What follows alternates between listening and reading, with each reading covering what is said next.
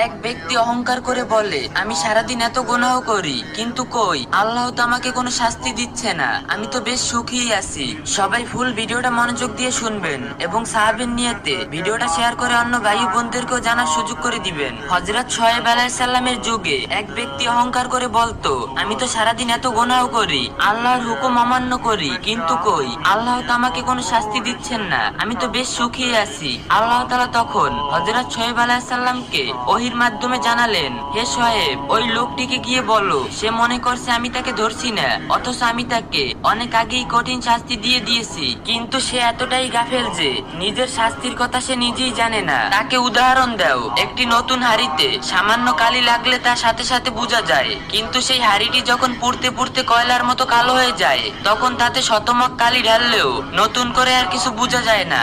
লোকটির অন্তরের অবস্থাও এখন সেই কালো হাড়ির মতো। গুনাহ